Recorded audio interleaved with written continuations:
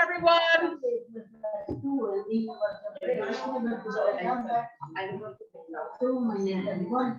is my favorite bumper sticker.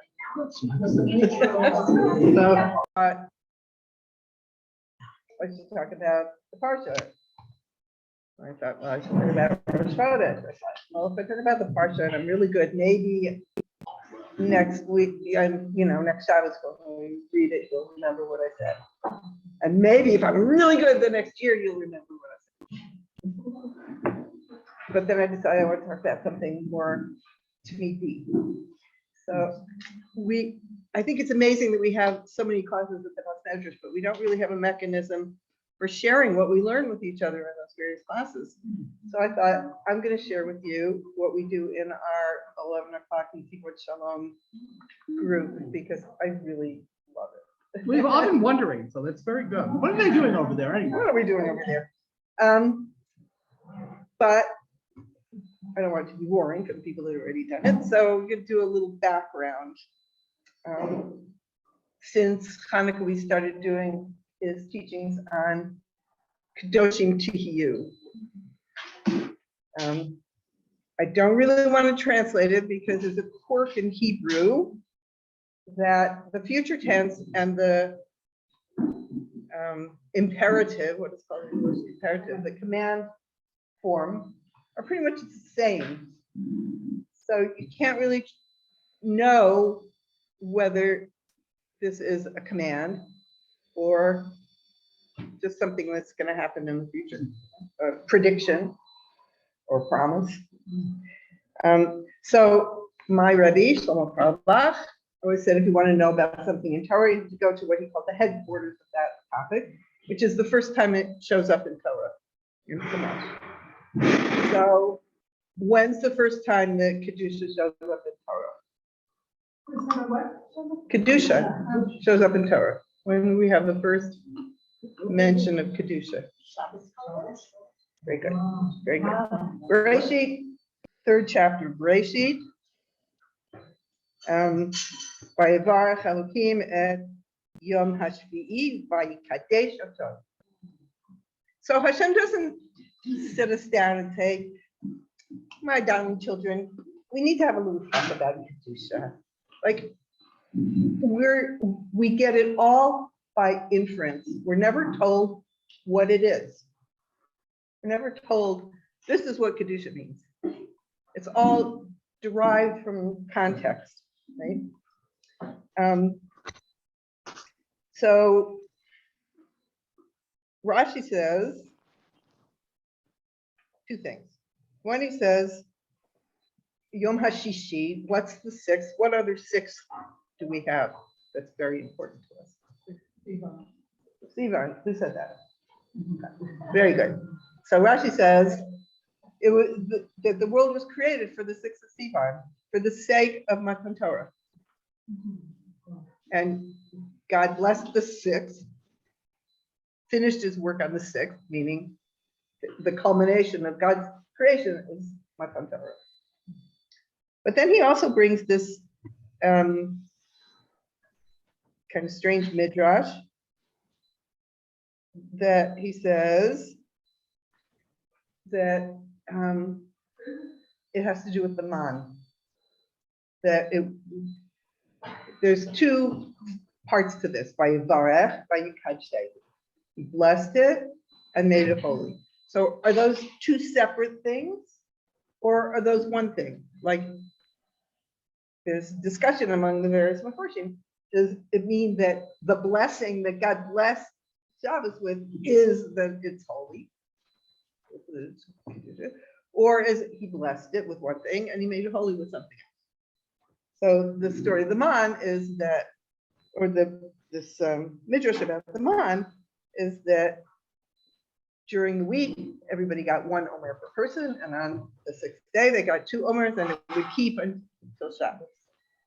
So that's the midrash brought, that it was the bracha was that it came during the week, and the kedusha was that it didn't come on Shabbos. Okay, stash that in your short-term memory because we'll come back to it. Would kedusha meaning like dead, it means. We don't know yet what Make it a means. distinction. We don't know what it means yet. Oh, 'cause you're saying there's Oh, a there's a- difference between Yeah, Shabbat and G. Right. And then so then Rashi brings this midrash, and then people talk about, well, why did he bring that? And what does that mean?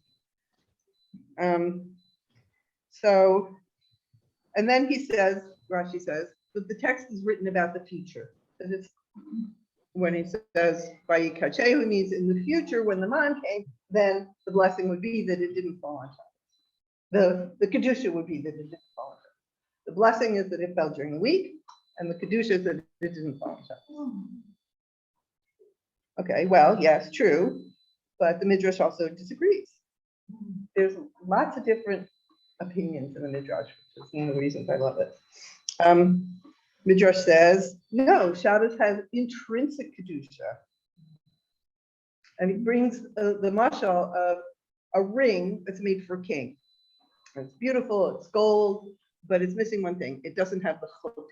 So what did kings use their ring for? They would stick it in the wax and make a signature sealed with the approval of the king. So if he has a ring and it doesn't have a seal on it, it's missing something, right? So he says that's what Shabbos is like, this gold ring, but something was missing. So then there's various opinions in the Midrash about what was missing. So one person says that stamp was menucha. If you notice in the whole story of Bereshit, there's nothing about anybody sleeping or resting. Like it was creation, creation, creation, creation, creation, and then menucha. So that's one opinion. And it says, Ba Shabbat, Ba Menucha. When Shabbos came, rest came. And I love this. Ba Shabbat, Amar Kadosh Baruch Hu, Bo, come around. Imu Shiva. Let's sing. So sweet. I love it. So, huh? Bo'u Imu Shir. In the Midrash, about what is it, about what is the Kedusha of Shabbos. Right. And then it says, Panim Chadashot Ba'u, new faces came. Come to here. But Panim Chadashot Ba'u L'kan, Ki Barchu B'Ma'or Panim. That God blessed us on Shabbos with new light in our faces. So we sing and we shine, and that's the Kedusha of Shabbos. Love it. So that's hint number one from the Midrash about what is Kedusha. It's that I let my little light shine. Okay, so what do we get from the Rashi? We get the Gashmias. What is Kedusha and Gashmias? To plan ahead, that you know. I mean, there's a certain bracha, Kedusha, in knowing that you have everything that you need for Shabbos before Shabbos, so you don't have to worry about it. Right? To plan and to gather everything for the future. But from the Midrash, we get the Olam HaRuchani, the more spiritual interpretation of our shining faces and singing. Okay, then Dvar Acher comes another voice in the Midrash, brings us another hint about what's Kedusha. It says, every day has a partner. Sunday has Monday, Tuesday has Wednesday, Thursday has Friday, Shabbos doesn't have a partner. So what's the partner? Shabbos' partner is the blessing that it was blessed with. So it has its partner. Okay, here's another hint. Dvar Acher. Somebody else pipes up, says, the blessing of Shabbos is blessed with the light of people's faces, like we said. But it's a different light than the light during the week. Like you could be happy during the week and your face can shine, but somehow on Shabbos it's different. So But those are all comments in the Midrash about the bracha. And there's no commentary in the Midrash on Brikat Shehu for some reason. So Ibn Ezra comes and he says, Bikadesh. What does that mean? That no work was done on it. Okay?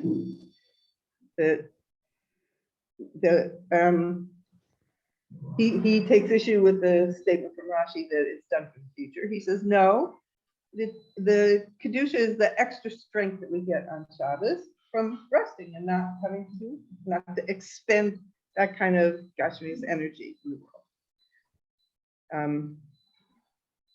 Both the physical and the spiritual strength that we get. And then the Ramban comes and expands on that.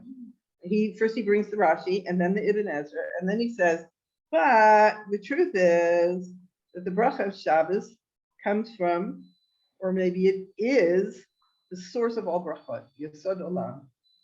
Like we say, bracha is me'ein olam haba, that the Shabbos is me'ein olam haba. We sing in the Shabbos songs that we sing. So the question is, me'ein, does that mean it comes from, it's drawn from? Or does that mean it is the Mayan, it is the source itself? So Rashi's implying that the bracha means something additional, more than usual, that we got on Shabbos. But the Ramban says, not only that Kadesh means it draws from the holy, right? It's a piece of the holy.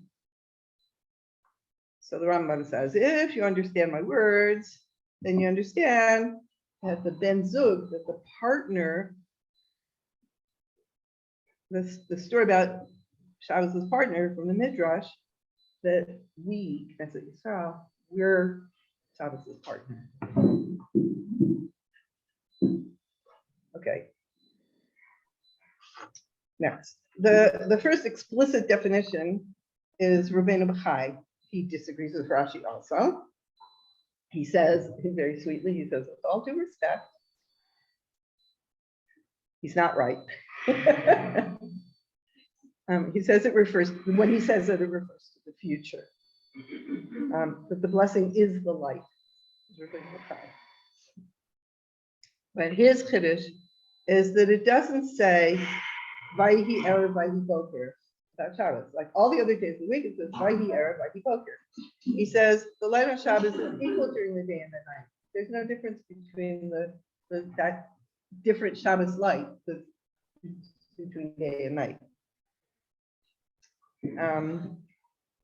It's a different kind of light from the rest of the days, because it says a person who's separated from occupations of the week, from the disease of the week, of the world, is called holy.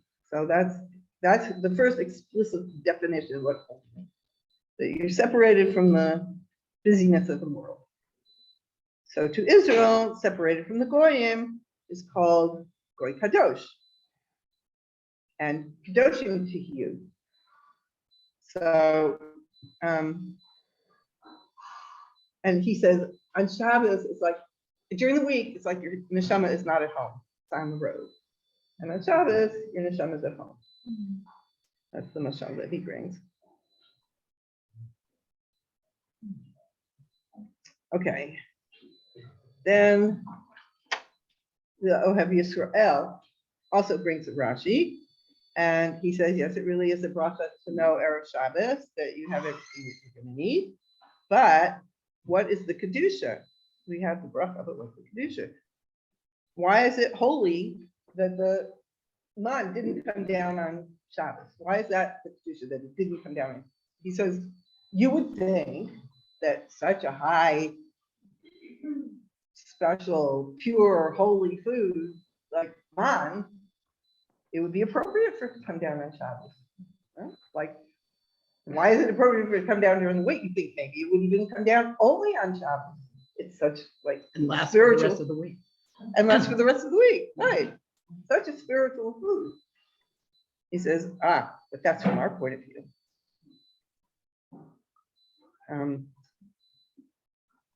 It seems like from the point of view of the man, it's welling up in Shemayim, and for it to come down into our Gashmish world and get eaten by these human beings is a Yerida, kind of coming down. And since nothing can come down on Shabbos, it couldn't. Even though we would elevate it by making rough over it and benching and whatever we did with man, I don't know. Still, for the man itself, it would be Yerida. What bracha did they say on man?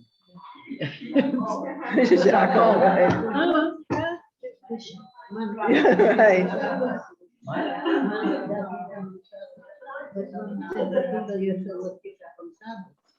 Before Shabbos for 2 days. Says you get a double portion before.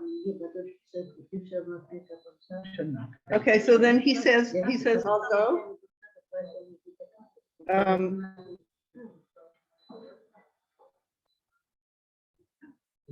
he says also, what else do we know about Shabbos from the Schachter and Dvar?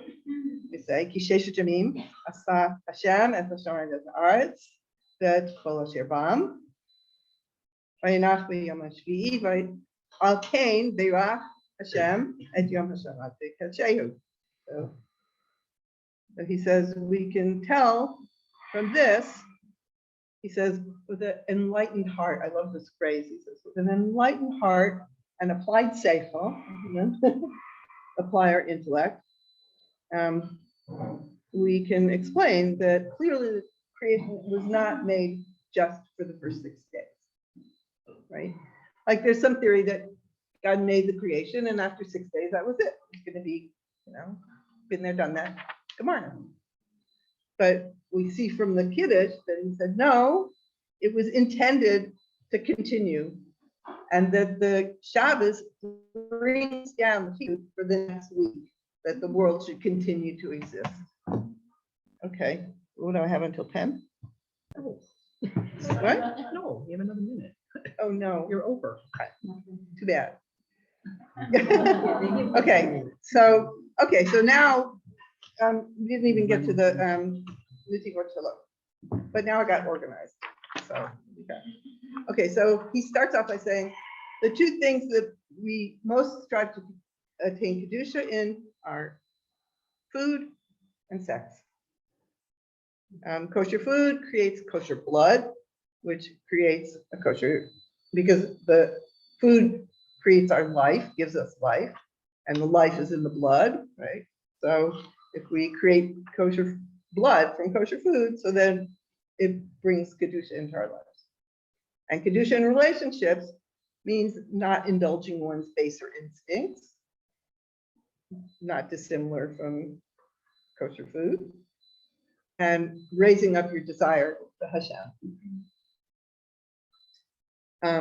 And crossing the line in both those categories is called Tumah, brings Tumah.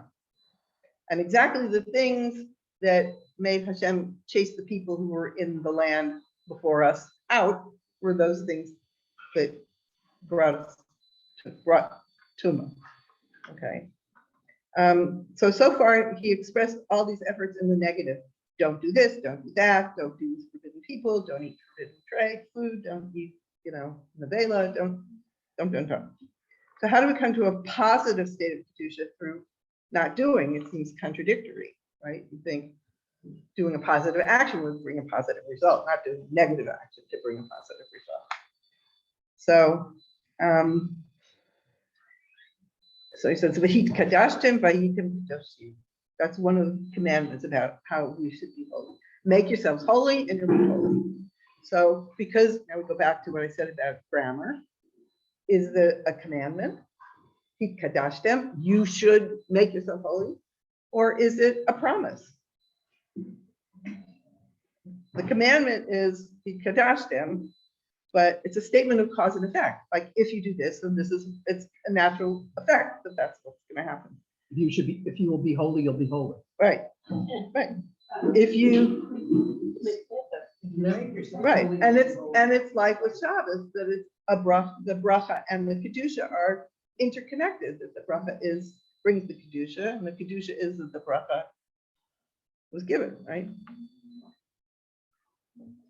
And isn't it interesting that this is not what he says, it's what I say, that two of the main mitzvahs of Shabbos have to do with eating, 3 sudas, and benching, and the husband and wife being together and having holy interactions, right?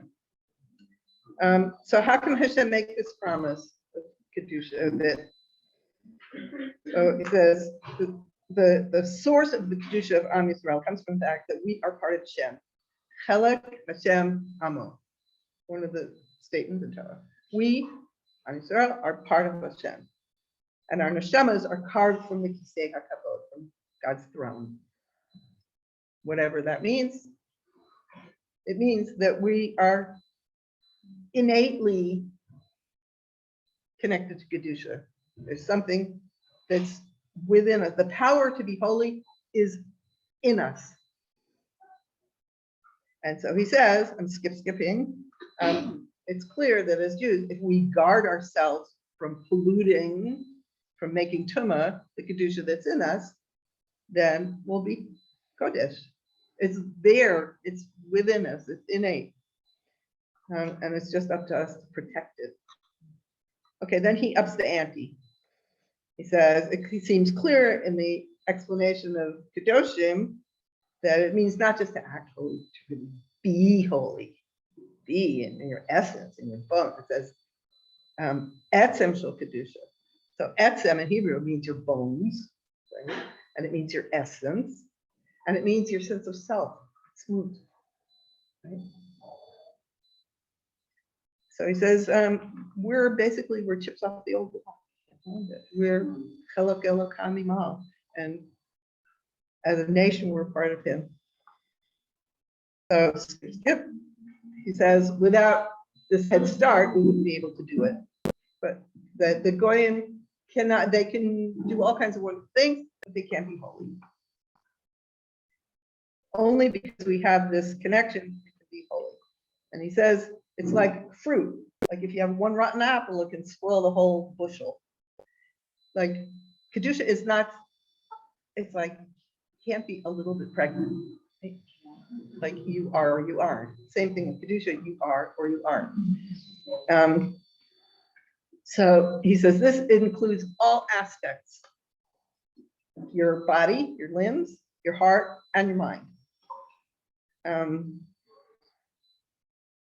So, and then he brings the story of this tzaddik who was so high and holy and wonderful, and the Yetzer Hara wanted to get him, the Satan wanted to get him. So one Shabbos, he made his wife drop the soup, spill the soup, drop the platter of fish on the floor, spilled the salad, put salt in instead of sugar when she was baking, everything wrong. And finally he says, what's the matter with you today that you're spilling everything? And that was enough for the Yetzer Hara to get him. And all his kedusha went out the window. Okay, they hold the tzaddik to a higher level than, thank God we're not held to quite that plain old ordinary. Okay, so then comes the chicken and egg question. It says in Mishpatim, Anshe Kodesh Yuli, be holy people to me. So Rabbi Yishmael says, when you're holy, then you're mine. Like, kind of like we went before, like, is it a promise or is it a commandment? So Rabbi Yishmael says it's a promise. If you do this, then you get that result. If you are holy, then you'll be mine. And true with all of these two, he goes through them all in detail. But we're going to skip that. But he says all of this was like the first mention of Kedusha Shabbos, like I said. What's the second mention? Anybody know? Second one doesn't count. What's the second mention of Kedusha? No. The second mention doesn't count because it's a euphemism. The second mention is the story of Tamar, and she's called a Kadesha. But if you look at the translation, the Aramaic, then Uziel, I think it is. She's called a metita, somebody who makes you do a ta'ud, who makes you make a mistake. So we don't count that one. Wait, it doesn't say Yaakov when he's surrounded, like he realizes in Beitel and all that, lose, but it doesn't say that it's Kadosh land there? No, the next mention is Moshe, take your shoes off, you're standing on holy land. Oh, That's the next. So you were close. all right. It's the wrong person. Okay. Yeah, but it doesn't say. Huh?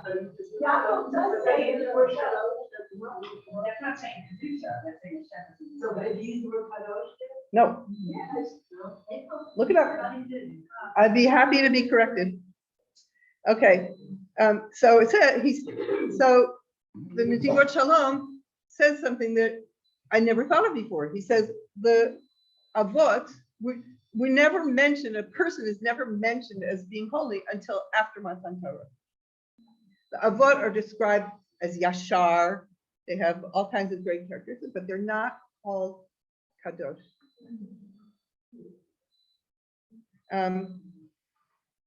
So one last little sweet finish.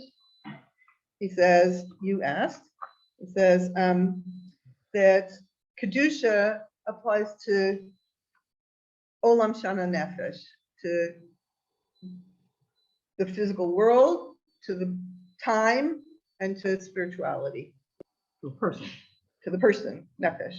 To the, well, not, to the spiritual aspect of the person, because the body is the Olam aspect of the person, and their lifespan is the Shana aspect of the person. More like the Kohen Gadol is Kadosh. So that's. Well, they say that when the Kohen Gadol went into the Bas Medrash on Yom Kippur, so that was Olam Shana Nefesh, that he brought all three together. That was one of the times all three aspects that go together. But here said, yeah, so he says that in Olam, we have the Bas Medrash. That was the physical manifestation of Kedusha. And in time, we have Shabbat, like we've been talking about. And the Chagim are called Mikra'ei Kodesh. They're called holy because we call them holy, but they're not intrinsically holy like Shabbat. Okay. And Nefesh is us and our davening. And that's why in the Kedusha, we say Kadosh, Kadosh, Kadosh. That Hashem is Kadosh in Olam. So I bless you all and be back that we all have shining faces on Shabbos, that we all are able to recognize inside ourselves that Chelek Elokam Imal, that we have to find and maximize and realize our own intrinsic Kedusha in ourselves and in each other, and bring that out in each other. Sorry. Very nice. Beautiful. Beautiful. Okay, I think we're gonna skip a little Hilchos Shabbos this week, so. We did Hilchos Shabbos this week. You have to sing, you have to shine, you have to enjoy. Keep Shabbos, I think that's enough, right? Okay. But Judy, I have a this came up from my class. Put it back out. Today, so because of you, I said before Shabbos, not putting it on. If it falls, when I'm outside, I don't remember, but then what, but I just put it on. Wow, okay. You can put it on before Shabbos, you just can't put it because you don't want it to fall off and get lost. Okay. All right, so just a few little announcements. First of all, so Yedida is continuing her series. It's been really a very amazing series. She also left some of her books, and she'll be here at 12:30. If anybody would like to buy them, there's 3 samples, and when she comes, you can work it out with her to buy her books. Okay, I've been trying to organize a T-roll for Tu B'Shvat, and I can't find a tour guide. I can't take any tour guide. It has to be, I don't want to, Herod did this over here and this happened here. I want a spiritual. He's not available. What about Danny's on? I don't think he's. Anyways, so if anybody has some suggestions or they have some ideas, please come talk to me. Okay, please come talk to me. I'll check that out. For